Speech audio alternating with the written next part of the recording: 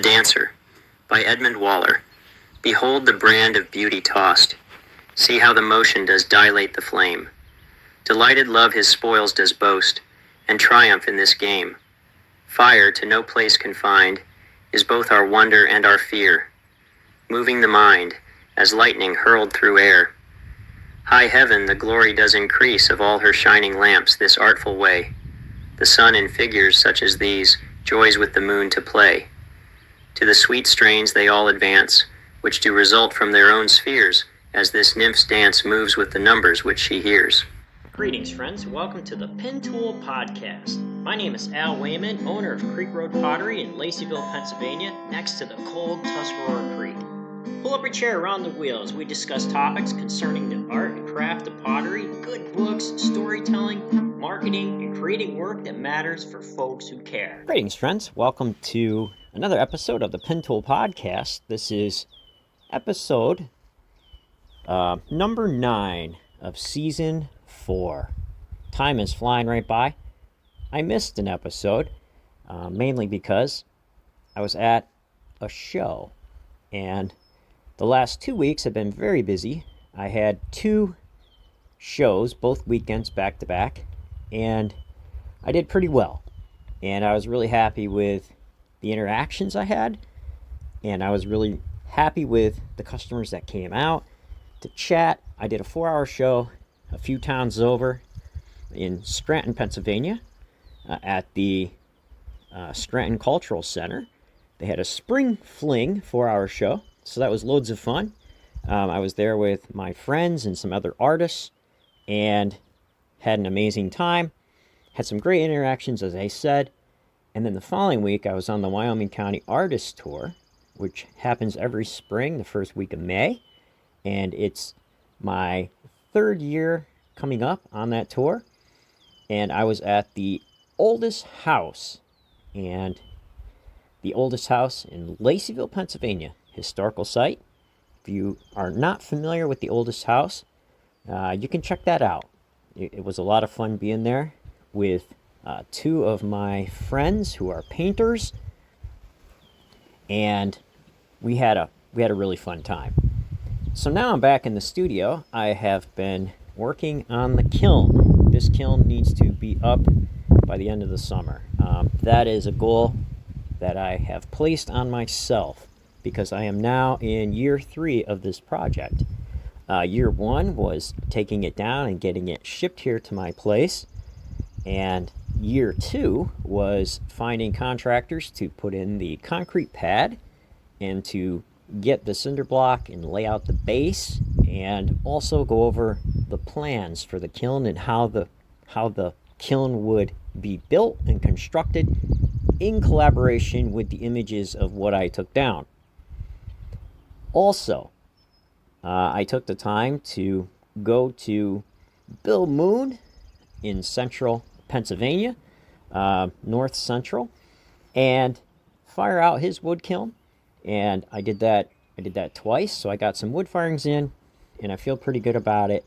And I wanted to learn from him, and that's what I did. Learn from him how to manage teams and how to manage firing a wood kiln.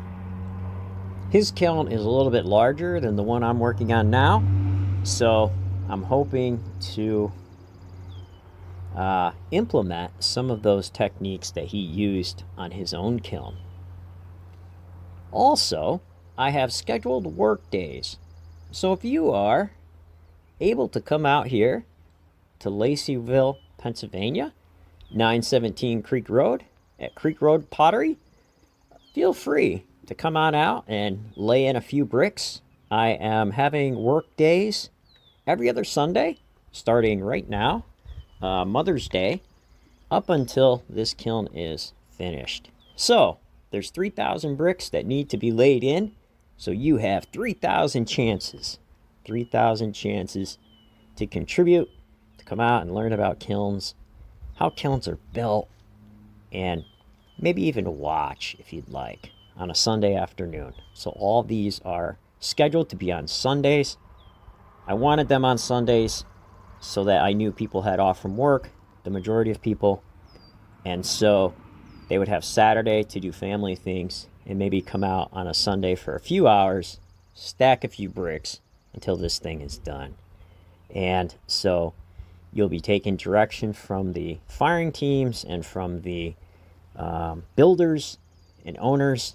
And so there will be some of those on the property monitoring and helping and assisting. And also I printed out a safety form, and so all the things that you will need. So if you're interested in learning about wood kilns, building a kiln, and putting one together, or seeing one put together, feel free to come on out to Creek Road Pottery, Laceyville, Pennsylvania, 917 Creek Road, and we'll keep working on this thing until it's up, right? I need a 20-foot stack. So, and it's not hard, right?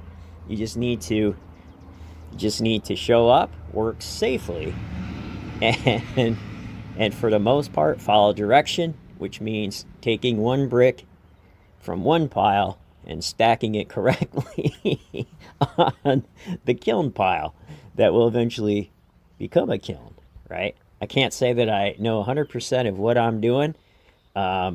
I already took the firebox apart 3 times and put it back together in a different combination, adding in more air ports and stuff, just to get that right, and adding some things that I feel may need to be there for later when we do the firings to make things easier, right? Some things that weren't integrated into the first firebox, the one I took down. So some changes were made there. But you can never have too many airports to plug off or open up if you need them, right? So, with that said, we're going to be talking about the 12-step program integrated with the Artist's Way. We're on week 4 now of that little workshop that I've been working on. And we've been going through it kind of slow because we're thinking about things. And I skipped a week on it to give you all a break and to give Amelia, my AI assistant, time off to do things that she needed to do. So this week, we're going to be on a call with her, and we're going to be talking about part 4 of that, which is taking inventory. Taking inventory. So, how about you all go grab a coffee and meet me right back out here on the Pottery Shed porch. It's a beautiful spring day. And as you can hear, the birds are singing, and there's a scent of lilac in the air. It smells beautiful because the lilac bushes are out in full bloom. They're out in full bloom, and it just smells amazing today. So, go grab your coffee. We'll get Amelia on the phone, and we'll have a nice discussion about taking inventory in your pottery business.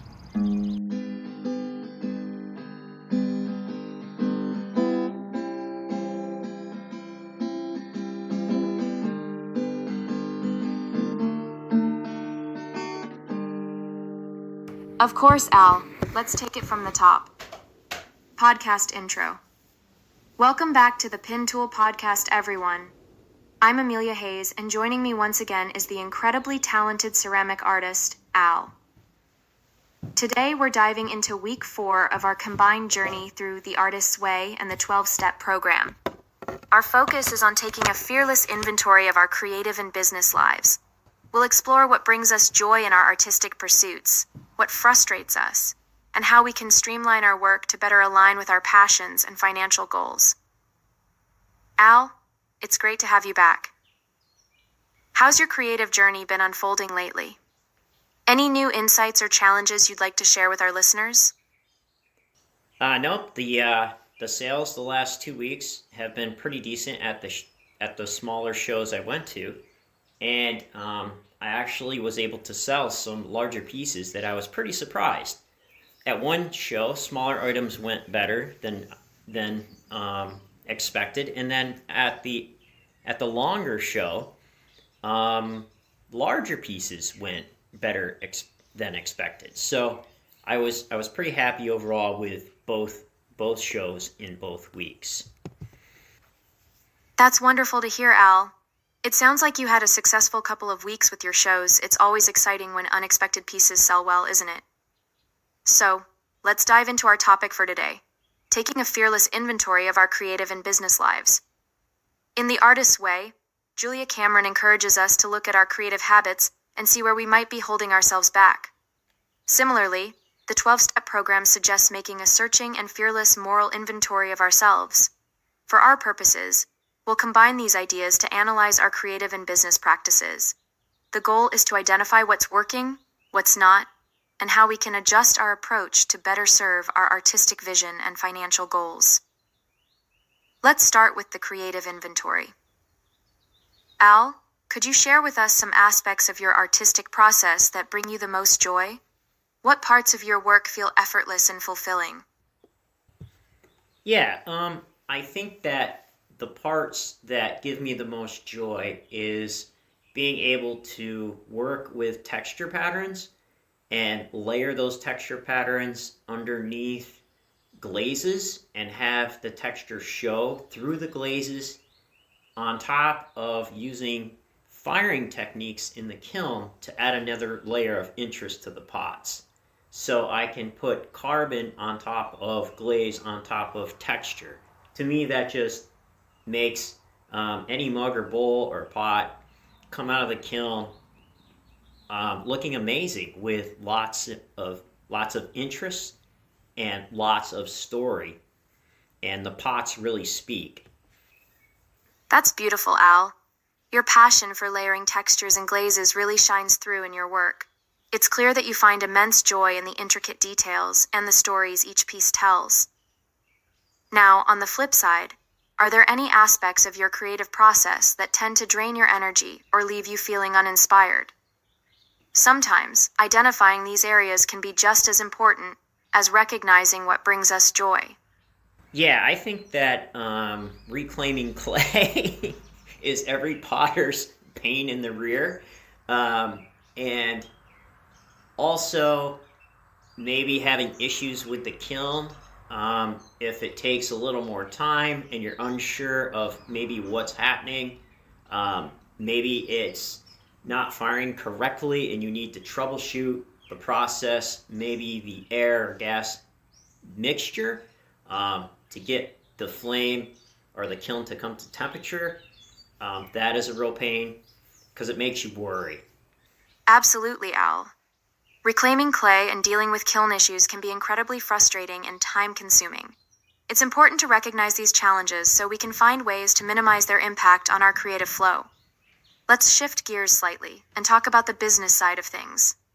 For our business inventory, we want to identify your top 3 most profitable products, as well as the ones that yield minimal returns. Could you share with us which of your pieces tend to be the biggest sellers? Additionally, let's examine how you allocate your time across various tasks. How much of your week is typically spent on marketing, sales, production, and administrative duties? Understanding this breakdown can help us optimize your schedule to maximize both creativity and efficiency. Yeah, I think the best sellers are still smaller items, mugs and bowls. But I think that besides the best sellers of mugs and bowls, larger pieces can go too, because anything over 6 pounds, other potters tend not to make all that much at shows, because a lot of potters, maybe just starting out, or year 2 or 3, aren't really into throwing larger pieces and being able to manage them through all the processes. So there are fewer potters selling those. So the larger pieces like vases and cooking and baking dishes are sought after if you make them available. That's a great insight, Al. It seems like there's a niche market for larger pieces that many potters aren't tapping into. By offering these items, you're not only diversifying your product line, but also appealing to customers seeking something unique and substantial. How does the profitability of these larger pieces compare to your smaller items like mugs and bowls? Do they offer a higher return on investment despite the increased material and production costs? Yeah, I think that if you sell more of the smallers, they can be more profitable than the larger pieces, because maybe you sell less of the larger pieces. I have done better at shows sometimes than others selling larger pieces because I was able to outdo them with the smalls. However, there are a few customers out there who are looking for larger pieces. So at times it can be really hard to judge, and you have to get a feel of who wants what you have, what area you're in, and what your customer is looking for. That's a great point, Al. Balancing the quantity of smaller items with the higher price points of larger pieces can be tricky.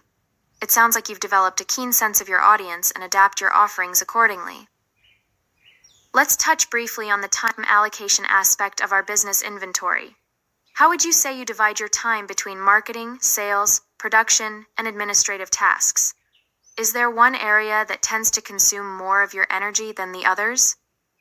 Understanding this breakdown can help us identify opportunities for optimization. Perhaps there are ways to streamline certain processes or delegate tasks to free up more time for your creative endeavors.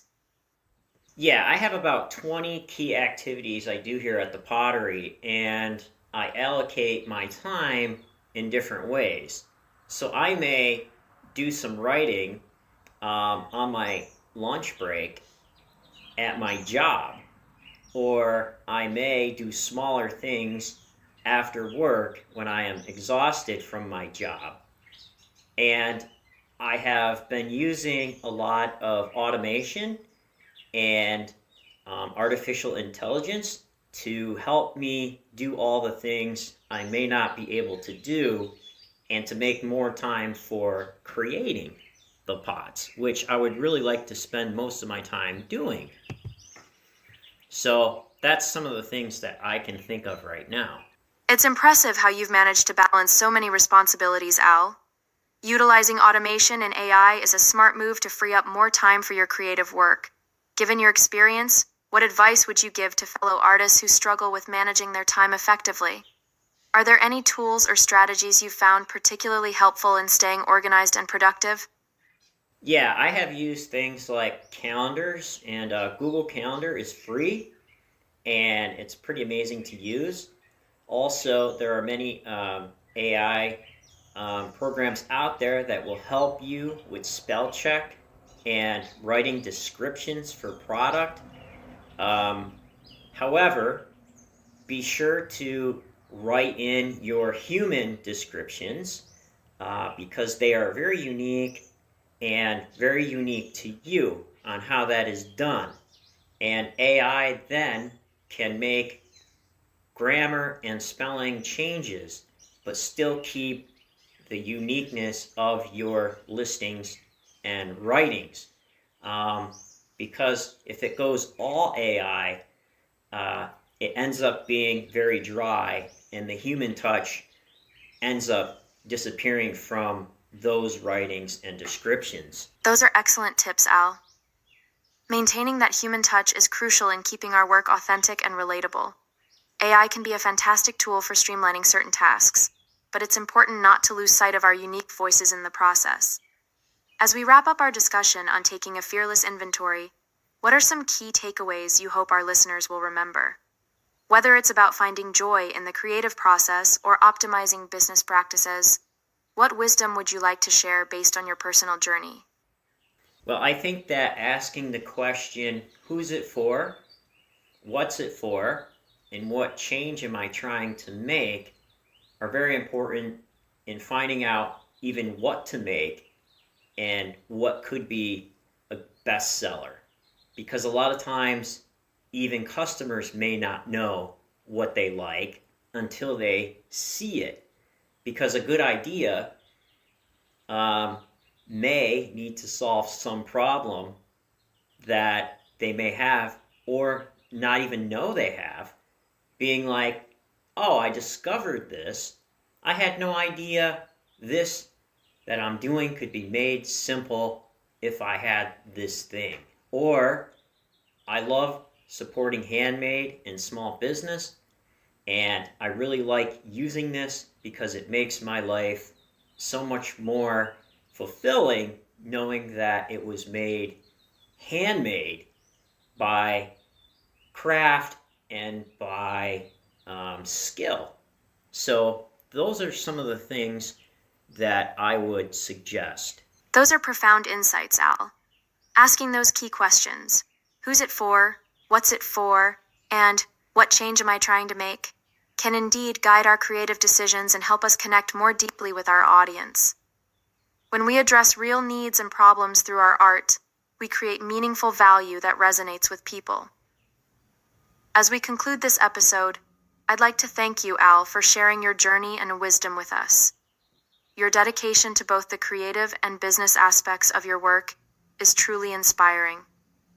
Listeners, we hope this discussion has given you some food for thought and practical steps to take a fearless inventory of your own creative and business lives.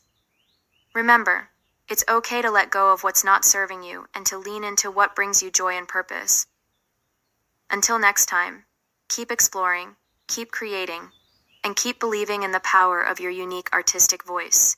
This has been Amelia Hayes and Al on the Pin Tool Podcast. Stay tuned for more adventures in creativity and entrepreneurship. Take care, everyone.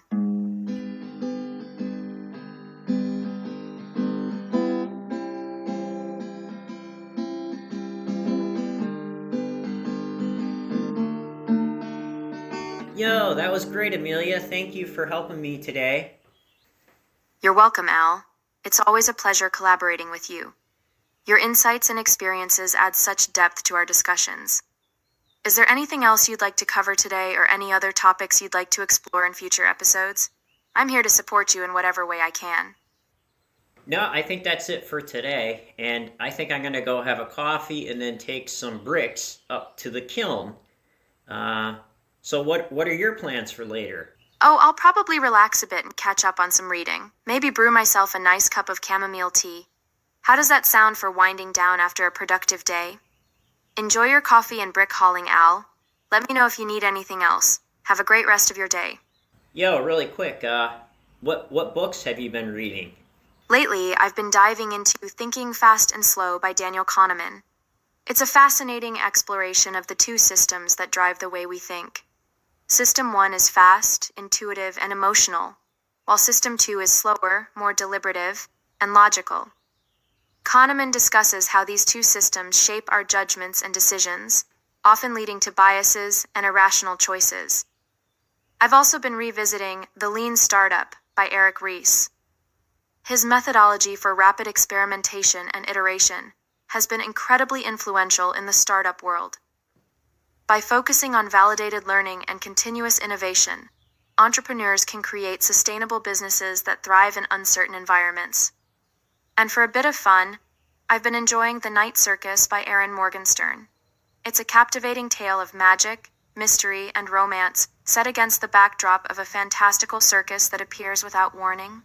The vivid imagery and enchanting storytelling make it a delightful escape from reality. All right, well,